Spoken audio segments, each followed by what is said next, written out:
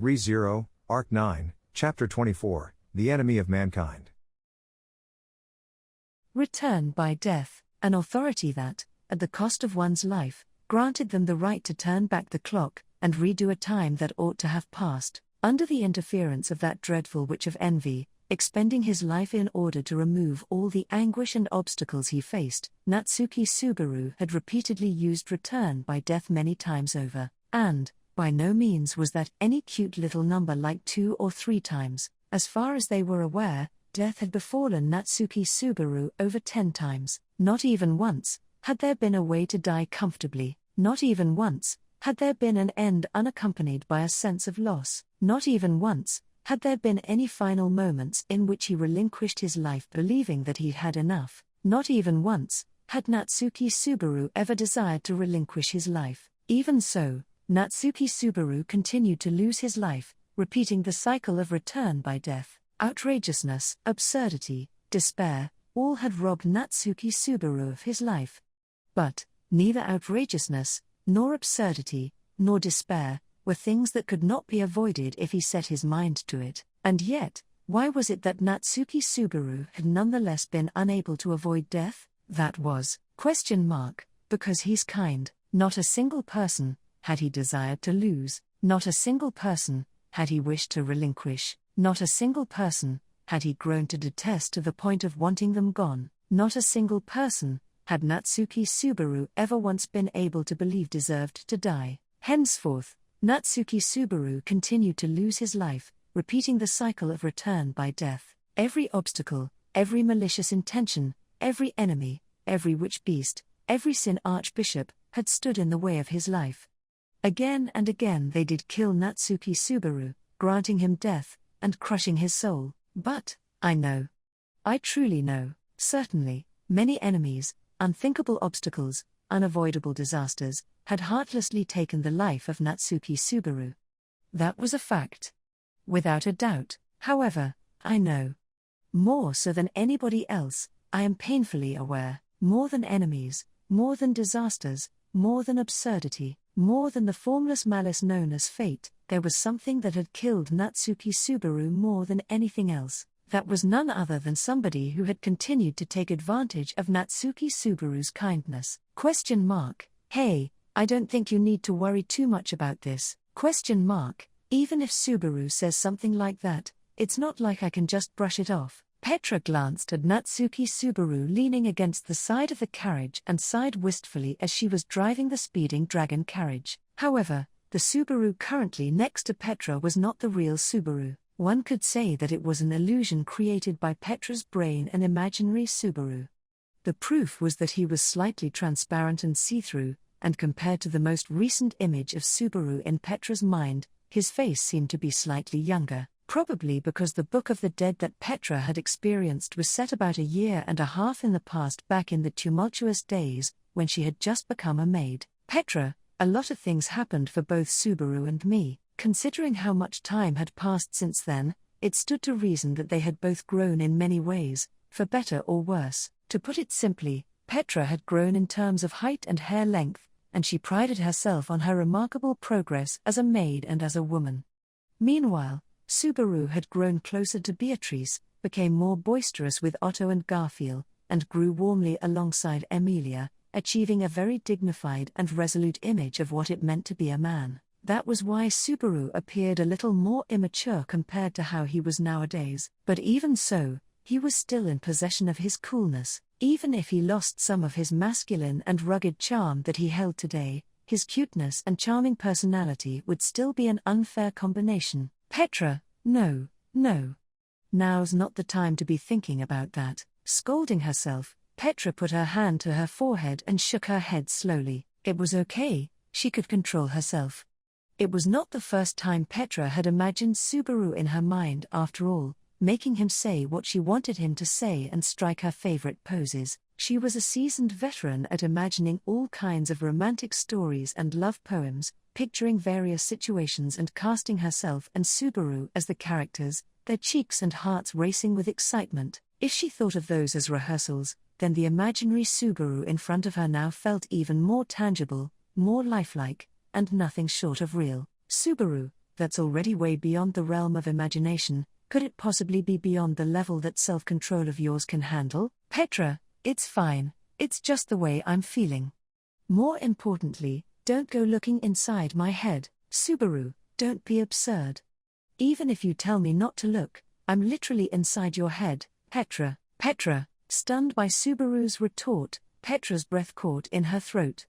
Seeing her reaction, Subaru seemed to regret his words and scratched his cheek with his finger. The gentle look in Subaru's eyes when he showed consideration for others, and his clumsy reactions that were so typical of him, reaffirmed Petra's affection for him. Natsuki Subaru's Book of the Dead had violated Petra Leite's mind. That was Petra's self-analysis of what had happened to her. The original avid reader of the Books of the Dead, Ezo Kadna, had said that reading a book was a challenge that put a significant mental strain on one's mind, but it had an even greater impact on Petra than she had personally anticipated. On the other hand, it was possible that the shock Petra experienced from Subaru's Book of the Dead was completely different from what Ezo had warned them about. Petra, things like returning by death or being from beyond the Great Waterfall. The burden that Natsuki Subaru was carrying was far greater than Petra could have ever possibly imagined. Subaru was separated from his homeland and was all alone, so what was he thinking when he met Petra and the others? What did he go through to save them? What kind of determination did he have in his heart when he fought for them? That was everything. No, what Petra had learned today was just a tiny part of it. It was hard to believe that Subaru, burdened with such a tragic fate, had never had to use his authority since the record in the Book of the Dead that Petra had read. After all, there was no doubt that Subaru had experienced that feeling of his soul being torn apart since then, his heart being ripped out, and his life being trampled upon countless times, enduring and surmounting it all to reach today. Petra, the permanent blemish on one's heart that Ezo feared had indeed been engraved into hers. Perhaps, probably, unquestionably, Petra thought with a sense of detachment that her heart was deeply wounded, her mental balance completely shattered, and she was in a very precarious state. She was able to exchange words with her beloved, who was dead yet not dead, and felt everything from joy to sorrow at his words, even in such a situation.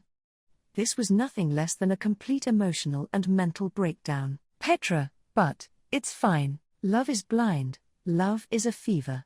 Petra Leite had been consumed by her feelings of love and had lived like this to this day. As long as I'm fully aware that I'm abnormal, I can control myself, but that's not a convenient line of thinking.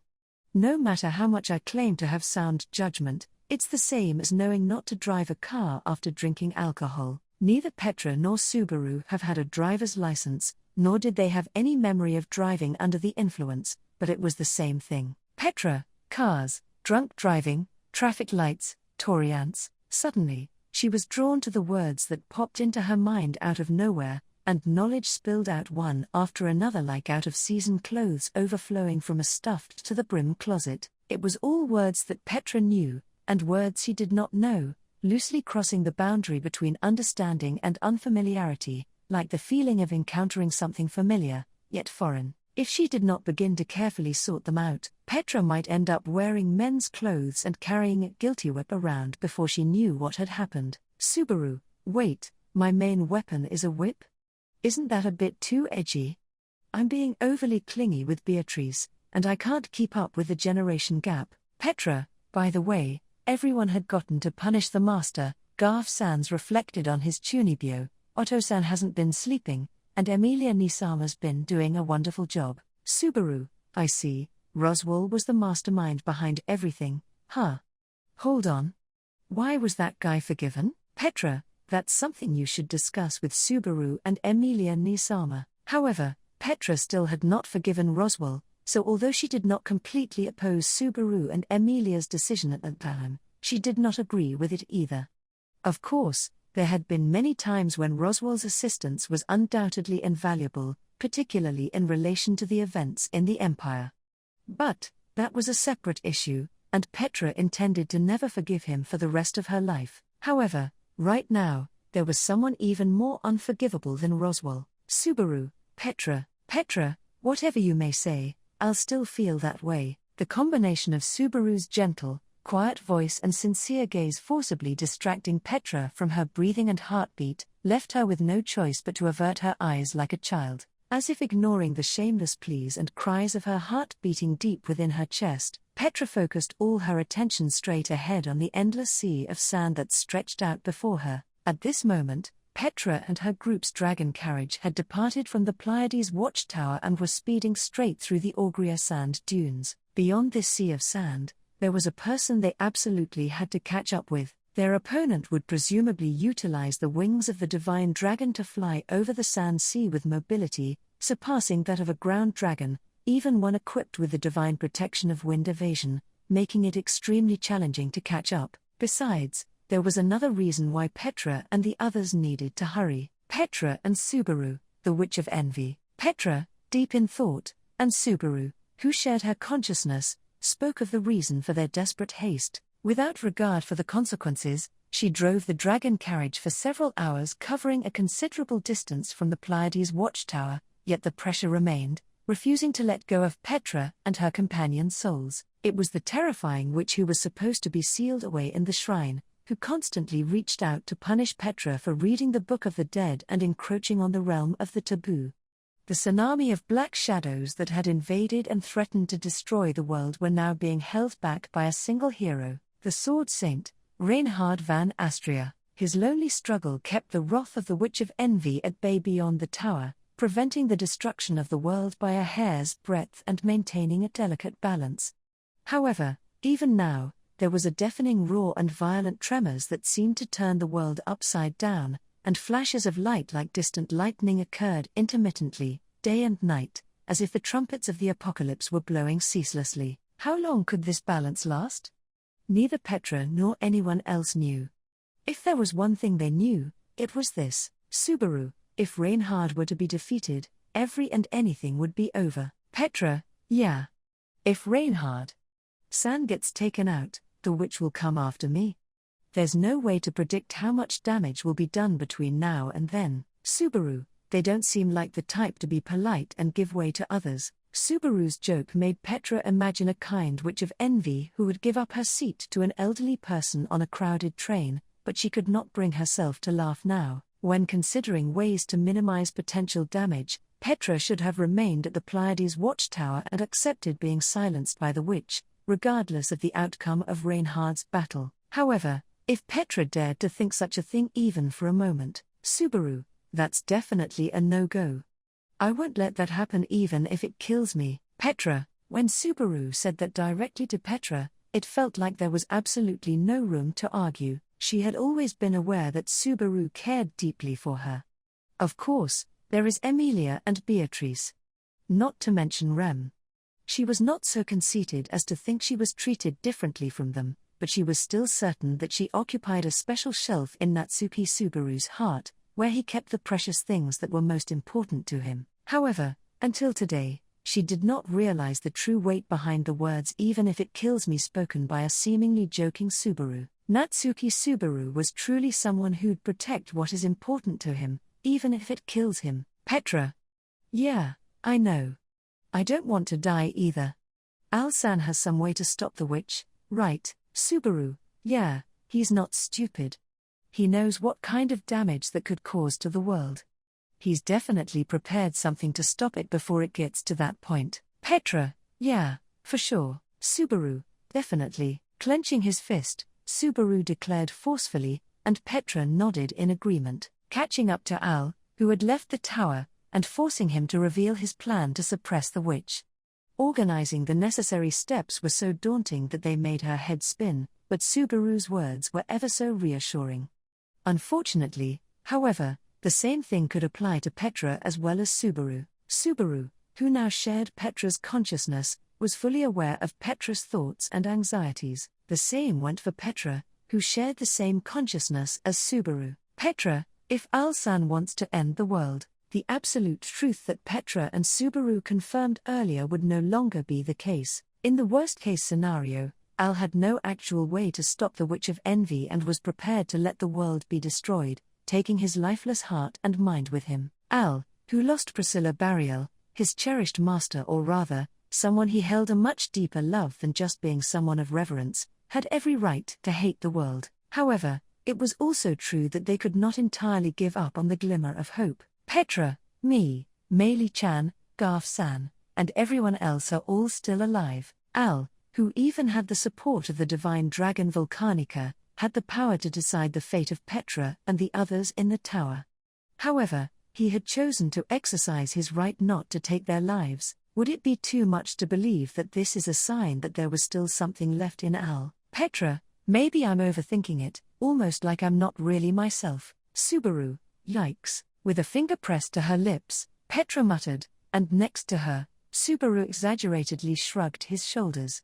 Glancing over, she saw Subaru give her an awkward smile and wave, which prompted Petra to narrow her eyes. It was unclear just how much Subaru had influenced Petra's current way of thinking. There was no way that the influence of the Book of the Dead only had a positive bonus effect for Petra, allowing her to see an imaginary Subaru. Petra, I've got to be more careful. Petra loves Subaru, but she does not want to be Subaru. Furthermore, she should not become a person who indiscriminately showers kindness on everyone like Subaru does. Petra always admired kind people and always strived to be kind herself, but she felt that people like Subaru and Emilia were perfect just as they are. Petra wished to be someone who did not take the kindness of kind people for granted. For that reason, she must not empathize too much with Natsuki Subaru. Petra-chan, it's time to switch out. Then, just as she thought that, the small window of the dragon carriage opened, and a voice spoke to her from behind. It was Meili, who had been resting in the carriage. When she offered to take over driving, Petra shook her head with a no. Petra, I'm fine, so you should rest, Meili-chan. You carried me while I was sleeping, and you even kept the witch beasts away. Meili, I didn't do as much as Flam-chan, who carried Fang Onii-san and Sensei-san. Besides, with the Sword Saint and the witch fighting, it seems the witch beasts don't have much time for us. Meili shrugged her shoulders, her expression betraying her deep fatigue. It was obvious that she had been unable to relax even a smidgen while in the carriage. In fact, feeling the presence of the witch in the distance was like being a frog stared at by a snake. It would have been very strange if she had been able to rest calmly. This must have been even more difficult for someone as responsible as Meili. Petra, how's Flam-chan? Still asleep? Meili, yeah, she's still out cold. But I'm counting on Flam-chan's divine protection, so I'm glad we made the right call. Subaru, this girl. It feels kind of weird to see Meili here. Meili's gloomy answer and Subaru's feelings of trepidation at her presence overlapped. Ignoring the latter's reaction, Petra thought about Flam, and her divine protection. Flam's divine protection of mind-speak allowed her to communicate with her twin sister once a day.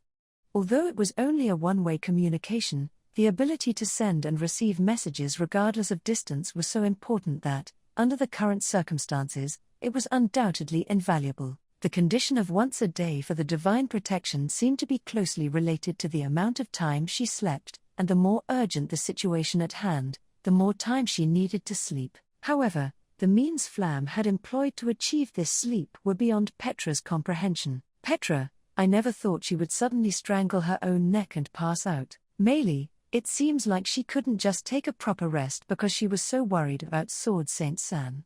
Booty, the fact that she was so determined to do so is typical of someone connected to Sword Saint-san.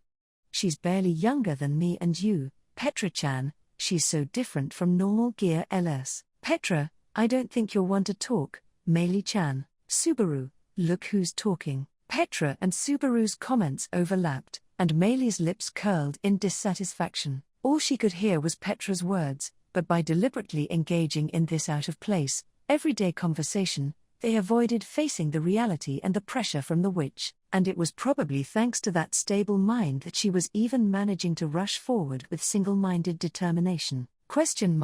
Dodojuan. A sudden high-pitched cry came from Petrash, who had been working harder than Petra, Meili, Flam, or anyone else. Taking into account the events at the Pleiades watchtower, Petrash shared the same sense of dreadful urgency as Petra and the others, and her neighing signaled that they had finally reached their destination, the end of the Sand Sea. Lying there in the distance, near the edge of the Sand Sea, was the town of Mirila. Meili, Petra-cha-en. Petra, Yeah, I know. In response to Meili's call, Petra strongly gripped the reins and leaned forward. Patrash, who had glanced behind her for just a moment, was already refocusing her attention forward and was now sprinting toward the finish line, having had to run non-stop all the way here. Subaru, I love you, Patrash. The imaginary intangible Subaru delivered unrequited words of love and gratitude to Patrash. As she watched the intangible hand that was unable to touch anything stroke the ground dragon's neck, Petra's small head was busy mapping out the roadmap that would be necessary after they arrived at Mirila.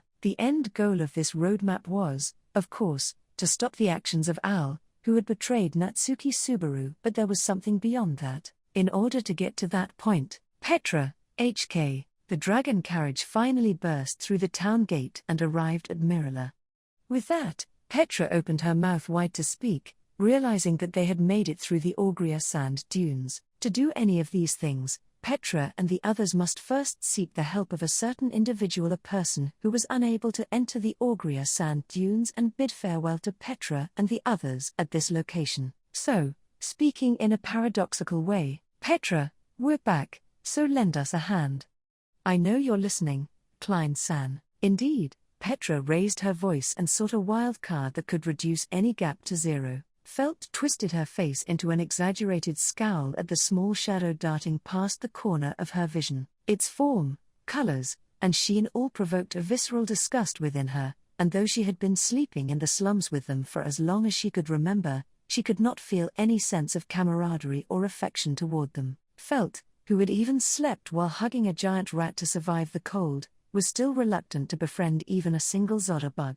Truly, they were an abominable entity, worthy of being called an enemy of mankind. Felt, seriously, I can't stand those Zodder being everywhere. With their extraordinary vitality, Zodder bugs could establish habitable environments anywhere. They were often spotted in unsanitary places, but that was by no means an absolute prerequisite. In fact, it was at this time that Felt caught a glimpse of a Zodder bug from her peripheral, inside a building that was properly maintained and well-kept, a manor in the noble district of the royal capital of Lagunica. The place was opulent and lavish, filled with paintings and ornaments of a value Felt could not comprehend. Now bereft of its lord, the mansion still retained its luxurious splendor. Felt, hey, that threat of yours can go foosh really far, yeah? So couldn't you just get rid of some Zodder with it real quick? Yay, ha, well here's the thing, Felt summer. The steel thread technique I use is an extremely rare technique that has had no master for centuries, you know. In addition to skill, Ye-chan's brilliant shinobi-made style can only be displayed when I have special rings for the steel threads made by the master of cursed tools, Groovy Gumlet. Yet you're calling for someone like me over a Zodder bug of all things? Felt, that was way too long, I barely even got half of that to stick. Why don't you just get to the point? Yay, I don't want to stain my beloved threads on something so filthy, so I'll pass. Having said that, Ye turned her face away while tucking her ringed hands behind her back, to which Felt unenthusiastically responded with yeah, whatever. Her eyes scanned right, then left, looking for the shadow she had seen earlier, but it appeared she had lost sight of it.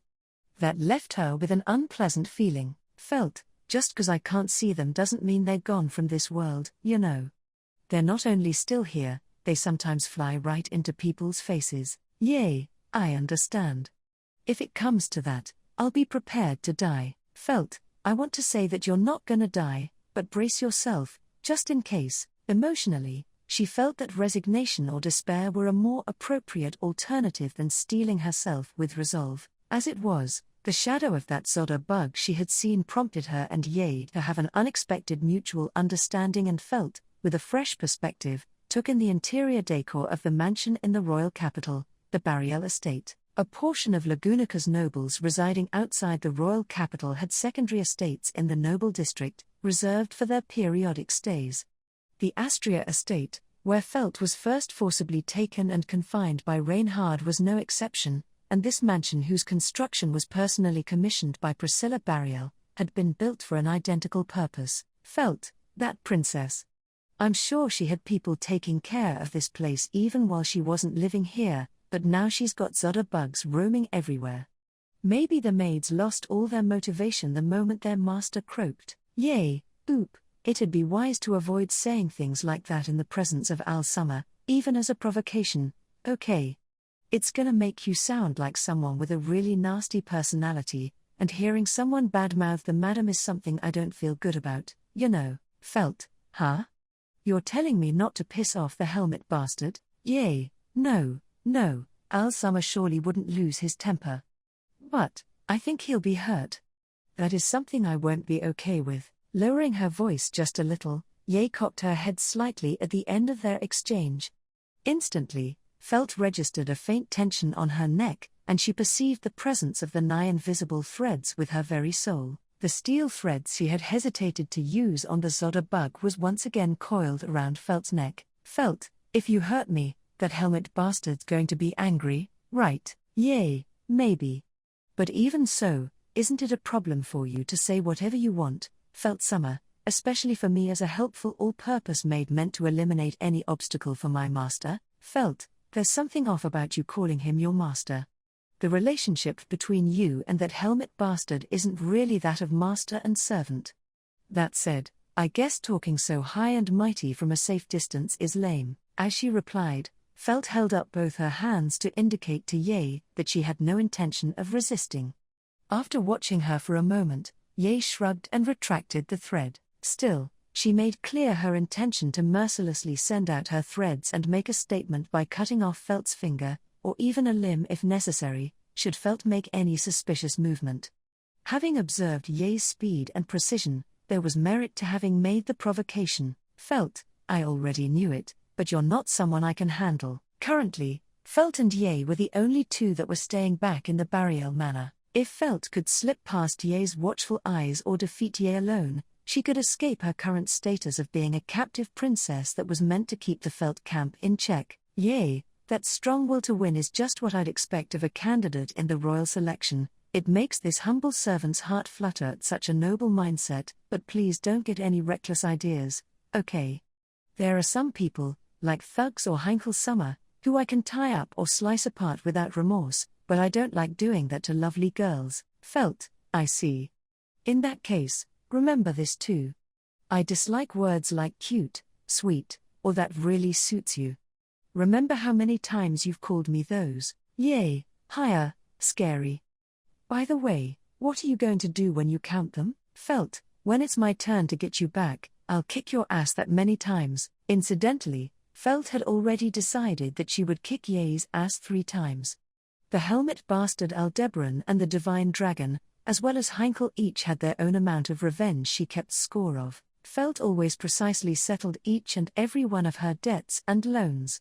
Whether they were of gratitude or resentment mattered not to her. Felt, it's not every day you get to kick a dragon's ass, much less the divine dragon's. If you think about it like that, being held hostage is pretty funny, huh? Yay, so tough, you're so mentally strong that even Ye-chan here is intimidated. Even if that wasn't the case, I'm afraid of you seducing him, so I don't want you and Volume Summer getting near each other. Felt Summer. Felt, even so, having Reinhard's dad watch over the divine dragon is in pretty poor taste if you ask me. Yay, with Heinkel Summer's desire for the dragon's blood, I suppose an arm, or 2 or 3, might erupt from his throat. I hope he doesn't get carried away and actually attack Volume Summer. Ye smiled mischievously with a finger to her lip, but the contents of her speech held absolutely no such cuteness. In fact, from Ye's point of view, even if this imaginary scenario were to come true, that is, if Heinkel were to recklessly get himself killed by the divine dragon, she would most likely remain unfazed.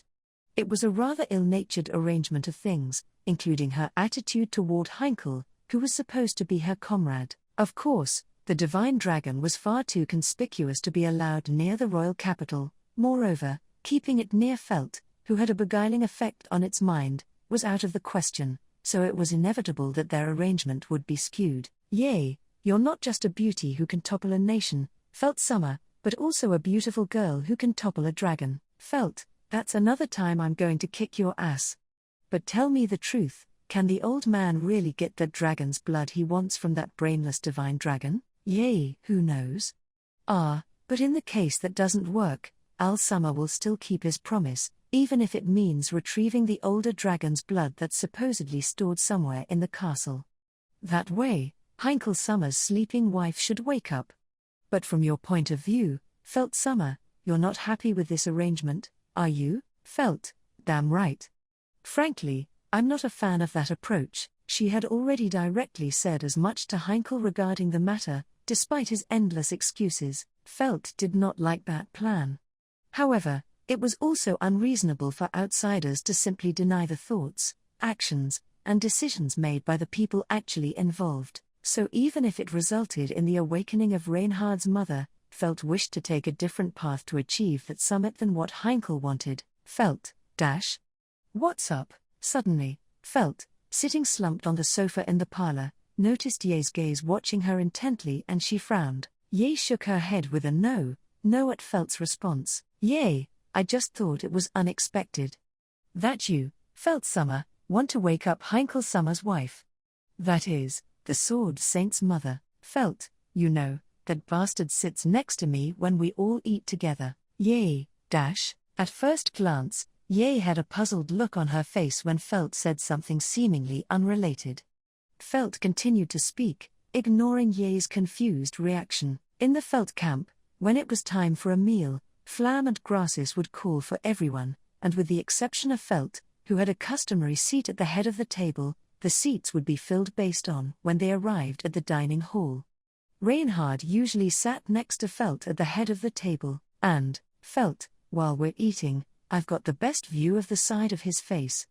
If that aspect were to improve a bit, the food would taste better, yeah? Yay, I stand corrected. Rather than a beautiful girl, Felt Summer is an Eichmann. Felt, I have no idea what you're talking about, but I'm kicking your ass an extra time for that. Yay, but why? Ye pouted in dissatisfaction as Felt turned her face away, replying no further. She had become used to being held hostage, which was nothing short of disgraceful, but the trick to maintaining mental composure in such a situation was to not reveal too much verbally. And so, when keeping someone who has baited a fish in reasonable suspense, yay, yes, I'm sorry if I have upset you. For now, please take this. As she spoke, Ye gently handed over a silver tray on which was placed some kind of bread with toasted fillings as a snack, to which Felt's stomach growled. Ye chuckled at the sound. Yay, there are Zodder bugs even in a place like this. Felt, those fuckers are everywhere. Even in my stomach. Don't make me think about something that disgusting. Hand it over already. She threw a glare at the bantering Ye, and snatched the silver tray from her hands. She bit into the hasamiaki as it exuded a faintly warm aroma, its pleasant flavor being neither too strong nor too weak. The taste was to Felt's liking, so she met Ye's eyes with a smile and thumbs up. Ye, how'd you like it, the hasamiaki?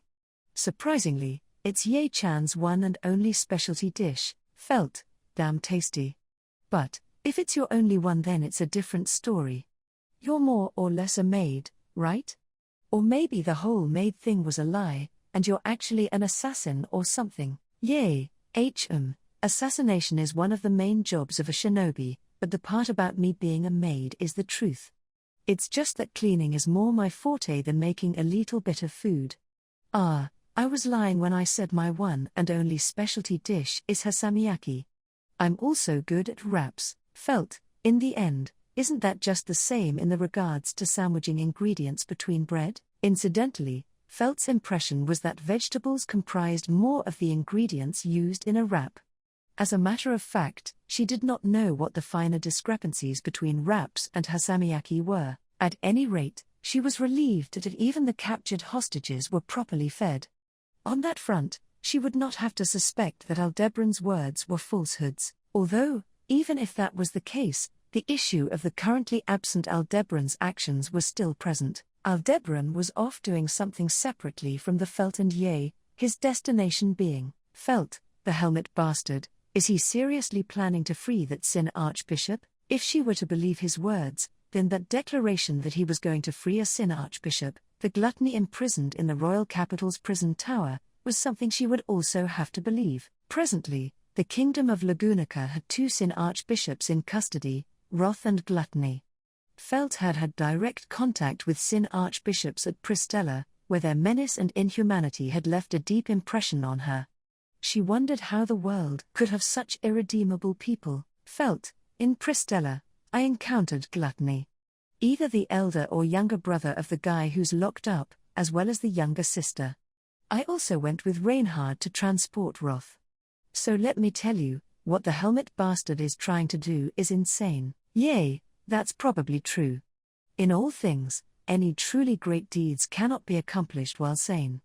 Everything that Al-Summer has orchestrated up to this point, haven't they been extraordinary events? Felt, though it's not a question of numbers, it's gotten to the point where you start to wonder just how many things have been overcome. Not to mention, using the witch to stall Reinhard, that's something I can still understand.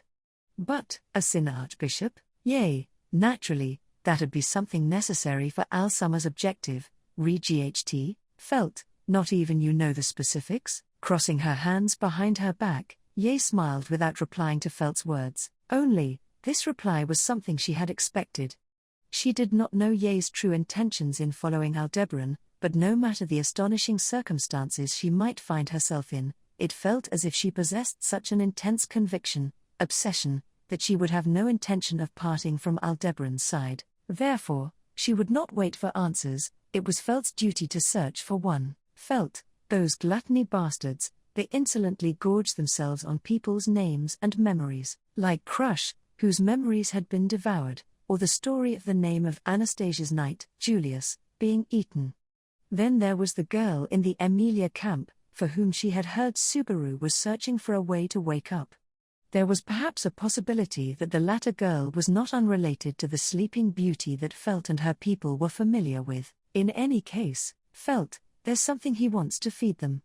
If not that, then there's no way he'd do something like dragging out the shitty gluttony bastard. Kept captive with her freedom restrained, Felt's soul refused to yield, from someone in this world who was surely just as reliable as Reinhard in cornering Aldebaran, that was a life philosophy taught to her by Romji Livestrong. Felt, chomp, boldly, while filling her belly with her samiyaki, Felt devoted herself to actualizing this life philosophy, by never ceasing her thoughts, by never halting her steps, worn would be the margin to which her hands could reach. In preparation for that moment, she licked up the sauce from the hasamiyaki from the corner of her mouth with her tongue, and to her side, yay, wah, there really are Zoda bugs. Even though it's only been a few days since the custodian was dismissed, this is awful, whether it was the same one that Felt had seen earlier, or a different one. Ye scowled as she seemed to have discovered the enemy of mankind, grumbling out complaints. A cramped, dark, suffocating place it was, even the phrasing of solitary confinement cell being too mild, this space showed no signs of any intention to keep that which it imprisoned alive. And yet, to consolidate that space and the existence isolated within as cruel or cold-hearted would itself be an act of utmost violence. After all, imprisoned there was one who had perpetrated numerous vices throughout the world, a blasphemer without peer. There was a definite demarcation between the manner of imprisonment used generally and this black coffin of confinement, in which an existence was isolated from the world, making breathing and heartbeat unrequired. Henceforth, provisions for the purpose of respecting life were unnecessary, in that space. For that very reason, the place could not have been more appropriate to accurse the lives of one another. My bad. Seems like I've got plenty of frustration built up. Really couldn't hold myself back. With the sound of footsteps rising from the cold, hard ground, he leaned his back against the wall of the cramped room.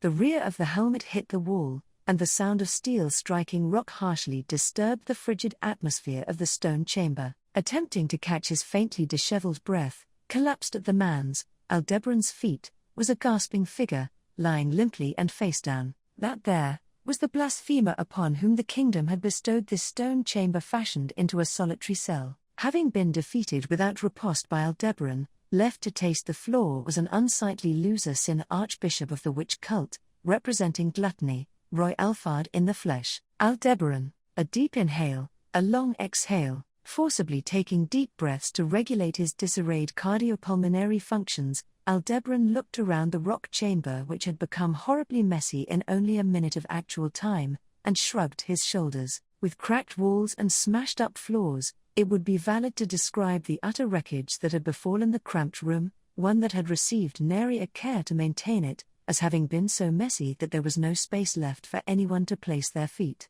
Considering it was only the size of a coffee shop bathroom, just how in the world had such a huge scuffle unfolded in this place? But then again, it was not as if this huge scuffle was one he had scuffled in by choice. Aldebaran, I just said that if you obey and follow me then I won't take your life, and you had to go do that immediately afterwards. Even if you were gonna turn coat and rebel, you'd usually wait a lil while longer for your chance, Roy. Ha ha, you say some funny stuff, helmet uncle. Aldebaran's words, laced with lament, brought out a dogged laugh from Roy, the latter laying sprawled out on the ground. Still laying prone, Roy directed his glaring gaze to Aldebaran beside the wall, and while licking his lips with that long tongue of his in a lascivious manner, Roy, by that, do you mean that we, who cannot help but always be starving and starving and starving and starving, must learn to wait for permission? Such a thing, would that not be fair grounds to argue child abuse? Aldebaran, unfortunately, I've got no obligation to raise an evil brat like you. It's said that in the Showa era, neighbors would help to discipline kids even if they weren't part of the family, but this is Lagunica, and the current era ain't Showa. Well, I did beat you up this much. I ain't gonna be able to deny the abuse allegations. Placing his hand over the metal fitting on his helmet, Aldebaran rang out a clackering sound, to which Roy let out a jolly ha-ha. To respond with such an attitude after having been disciplined by having both his arms and legs broken in a scrupulous fashion, he truly was an eerie brat. At the very least, even in the Showa era in which corporal punishment was largely preferred, this level of discipline would not have been acceptable. Nonetheless, Roy Alphard was beyond being an eerie brat, he was a Sin Archbishop first and foremost. Hence, he was hopeful that hedging a risk like this would be deemed within permissible limits. Aldebaran, well, it's not like I thought this affair would go that smoothly anyway, so grumbled Aldebaran, silently concluding the count at 6,022 in his mind. This numerical count, which no longer necessitated any explanation, amounted to the number of attempts Aldebaran had required to subdue a defiant Roy Alphard. If he were to enumerate how many bones and teeth had been broken, the number would grow to be several times that, easily. That was how much of a handful discipling this evil brat had been. Aldebaran, seriously, I never thought I'd end up having to go through the same kind of trial and error I did with Reinhard. Utilizing his moniker of bizarre eating to the fullest, Roy Alphard wielded the power of eclipse to reproduce the abilities and techniques of those eaten by his authority of gluttony. Therefore, being that Roy was essentially stockpiling innumerable warriors within his own self, ditching any ineffective tactics on the spot in favor of immediately bringing out novel fighting styles, this affair had bore a close resemblance to the one against Reinhard, who had adopted divine protections adequate to adapt to any given circumstance. As luck would have it, Aldebaran had already attained experience points in excess of 130,000 from his battle with Reinhard, thus he had reached a feat in excellence by dealing with a likewise exceptional foe while staying within 4 digits. Aldebaran, regardless, you were captured right after fighting at the tower. Considering you weren't even given proper treatment after that, you sure put up one hell of a fight, Roy, eh? Being so completely and utterly shut down in everything we tried to do, it was our first time experiencing such a thing, and yet, don't tell me you're trying to comfort us, uncle. If so, the number one method to comfort us would be, Aldebaran, gluttonous drinking gluttony will be ringing in my ears till tomorrow. Just hearing it makes this old man's stomach shudder in fear, digesting fried foods only getting tougher and tougher for people my age. Roy, how unfriendly. A smile over his mouth lined with fangs, Roy regarded Aldebaran with eyes opened wide. That gaze of his was tinged with interest and appetite and curiosity and appetite and sadism and appetite and, at any rate it was a full-course meal that made a chill run down Aldebaran's spine. The pain of his limbs having been broken was even now still surpassed by a feeling of hunger, and that fact had been the reason for the chill, so exhaustively distorted was that way of being. To harbor sympathy for him, he wished not.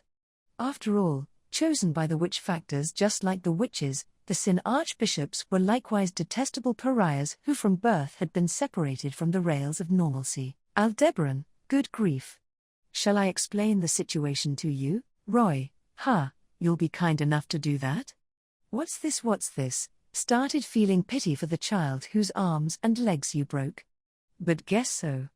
There's no way a decent adult could remain composed after shattering the limbs of such an innocent child.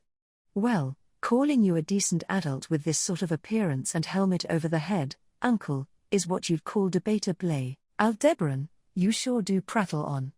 This place is the royal capital of Lagunica, far removed from Pleiades' watchtower where you were captured. Your counterpart, Roy, he died, right, Aldebaran, Roy, even we are properly aware of that. Family bonds are far deeper and stronger than you might think, uncle. Sorry, that was a lie. We simply reckoned as such because we can't feel Lay's witch factor. Besides, Aldebaran, Roy, even if it's impossible to tell from the outside, those within these frozen confines are still able to feel the exterior a bit. Despite such a tight seal, for everyone to be so rattled is pretty pathetic. See, with the repulsive note of his lips being licked, Roy impassively spoke of his counterpart's death. Aldebaran was unwittingly unnerved by his attitude, his equanimity in accepting his counterpart's death. His sibling Lay Kato's was also part of it, but his attestation that black coffin, a seal belonging to the same lineage as old Shamak, had the margin to permit the apprehension of the outside world, was what truly astonished Aldebaran, and, putting aside Aldebaran's astonishment, Roy swiveled his body, vocalizing a "here we go," now facing upwards. The former's figure was cast upside down in his field of view. Roy, that was suffocating. This is much better. So? Uncle, based on our memories you're someone party to the royal selection, right? For you to release us, a Sin Archbishop, like this, would that not bring notoriety to your precious princess, Aldebaran? In addition to the fighting styles, you also ought to have taken in all kinds of ways of thinking, yeah? If you don't want to be thought of as an incompetent fool who only gathers tools but can't do shit, then think before you ask. Roy, wow, such outrage. Stirred the hornet's nest? So nice, quite nice, very nice, isn't it nice? Because it is probably nice, surely it is very nice. Won't ask any further than that. Certainly no questions like if you're taught in despair because of your precious, oh so precious princess's death. Gah, Aldebaran, that's so. That'd be helpful. Thank you for your consideration. Roy's facial expression as he bore a baleful smile was acutely strained once his fractured shoulder was vigorously stepped on. Meticulously did Aldebaran grind his heel down into the fractured bones, lowering his foot. The compeer was a Sin Archbishop. Though already distinct, from the perspective of proceeding affairs according to plan, he could be denoted as the worst possible party. Even if him snapping to bite forthwith upon the seal's undoing had been anticipated, it was by no means an anticipation that he had been glad about being on the money regarding. A Sin Archbishop, the kind of enemy who, if not a necessary factor for the plan, he would gladly drop down the great waterfall, him imprisoned within the coffin as was. However, Roy, HK, to yet go so far that you'd need us. What a tribulation you're in, right, Uncle Aldebaran, this guy just never stops yapping. Wish your parents did teach you to pipe down. Roy, birth parent? Or foster parent? The former died upon our birth and took our little sister with them as well, and the latter would surely be pretty incompatible with you, Uncle Aldebaran. No matter which, I get that neither would be very effective. No choice. Even though a dialogue was miraculously established, there lay nothing to gain from his response. Garrulous hollow tirades were a signature characteristic of the Sin Archbishops, and gluttony was not innocent of that charge either. Only odiousness and repugnance exacerbated, and rather than comforted only deteriorated the state of mind of the living. Aldebaran, as Roy lay down whilst facing upwards like a carp atop a cutting board, he halfway conceded to him and squatted, interchanging gazes through the helmet with Aldebaran as he looked below. The upside-down Roy rounded his eyes in curiosity alongside a tinge of ache from the stomping of his fractured bones. Roy, what's this? Uncle, what are you gonna do next? Teach a lesson to a disobedient child through torture? But you know, we already have gotten used to that type of pain, you see. Aldebaran, relax. I'm the same as you, I ain't got much faith in using pain to compel others into doing my bidding. If sentiments surpass the pain, then that ain't gonna make the opponent yield. That's why, Roy, that's why, Aldebaran, what I'll tie you with, is neither pain nor sentiment. A promise. Enunciating so, Aldebaran inserted his thumb into the jaw portion of his helmet and bit his fingertip. Accompanying the sharp pain emerged a drip of blood, the dyed finger then being pointed towards Roy. Subsequently, whilst he pressed the finger tinged in blood against the bare body of the collapsed blasphemer, Aldebaran, don't pose needless resistance. Though I was made to practice enough to be able to paint it with my eyes closed. This would be the first time I'm testing its efficacy, Roy, to scribble on the bare body of a child with blood, now that's an interest vulgar enough to make even us in archbishops aghast.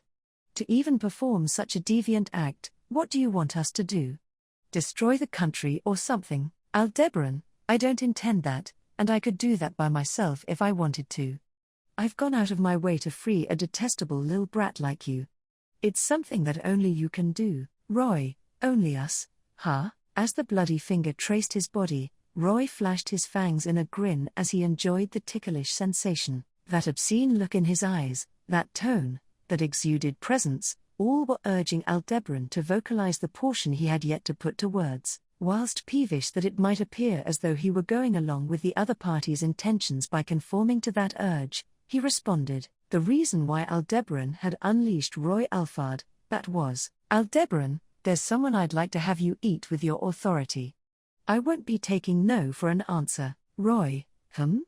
Well, I guess that's so. You did release us. It couldn't have been anything more than that. Inclining his head with his back to the floor, Roy's cheeks contorted at Aldebaran's demand. As to whether the intent behind that smile had been an acceptance or a rejection, Aldebaran knew not.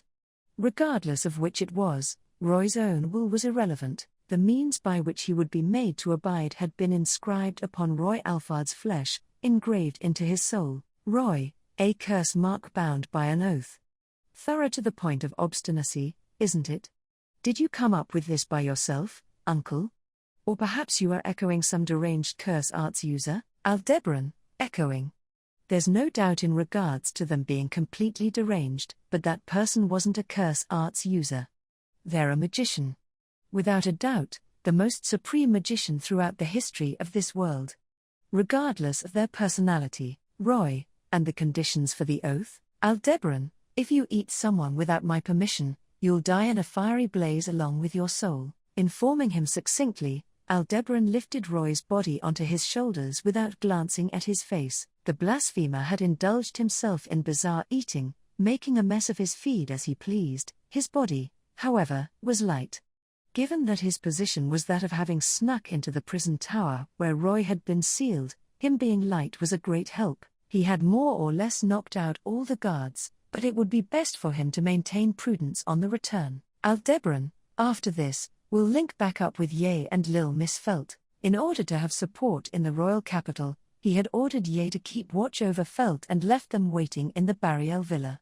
Light Bariel had had that manor constructed originally, but those plans had been largely altered through Priscilla's meddling, and thus the residence had been completed in its current form. All around, it was a mansion that had been left with the vestiges of Priscilla's favored designs, the fact that they needed a base notwithstanding. It was not a place at which Aldebaran wished to sojourn overlong. Hence, he would quickly pick up Ye and Felt, then converge with Aldebaran and Heinkel outside the royal capital. Roy, come to think of it, we also said this earlier. To Aldebaran, who had been ruminating things over internally, Roy suddenly began speaking, being carried atop the former's shoulder. From a sidelong glance, Aldebaran could tell that Roy, with his limp limbs, was gazing at the floor. Following that gaze, Aldebaran knit his brow, wondering what the matter was. Thereupon, Roy, that before you took us out, uncle, even within the frozen confines of that blackness, we could still sense our surroundings, even if only dimly. But you see, this place is completely isolated from the outside world.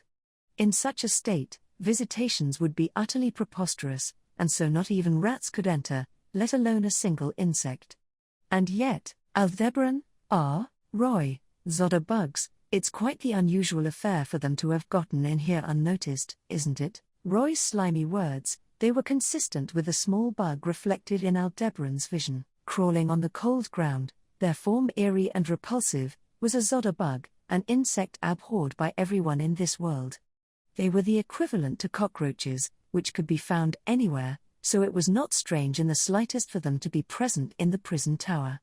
Aldebaran thought no such thing. Aldebaran, I fucked up. Unable to control the dread welling up inside of him, Aldebaran forgot to be considerate of the fact that atop his shoulders was being carried a Roy of broken limbs, thus he hastily rushed out of the solitary cell, and out of the prison tower. Were he to not expedite his escape to the utmost, before long Aldebaran's infiltration would be exposed. That's enough. The moment he set foot outside of the prison tower, that voice struck Aldebaran's eardrums. Concomitantly, a numbing drop in temperature upon his skin he felt, and likewise perceivable was the creaking of his helmet due to the thermal swing compared to the interior of the tower. Powdery snow fluttering down through his environs, the arrival of this out-of-season cold wave shook Aldebaran's psyche beyond what a farmer's would be as they imagined the damage to their crop. A voice he knew well, that of a silver bell, treading upon the thin layer of snow that had piled upon the sprawling garden in the vicinity of the prison tower, her long, silver hair glistening amidst the snowscape, she gallantly made her approach. Always did those beautiful amethyst eyes house a calm, gentle light. But such did not apply now. To an unmistakable extent, those amethyst eyes were blazing aflare, beyond a shadow of a doubt, by her ire they were blazing. Returned Subaru and Beatrice, a silent, dignified declaration of purpose, a demeanor permitted exclusively to a ruler of sorts, even if for only a moment, that impression was indeed given, for that was the extent to which the woman standing there was so beautiful, so lovely, so noble. Aldebaran, breathing visibly white breaths, Aldebaran had ended up freezing in his tracks. Standing before him, atop the snow, the witch of glaciation Emilia, lifted her well-shaped eyebrows firmly, and declared, "Emilia, right now, I'm really angry, so I won't be holding back even if it's you, Al."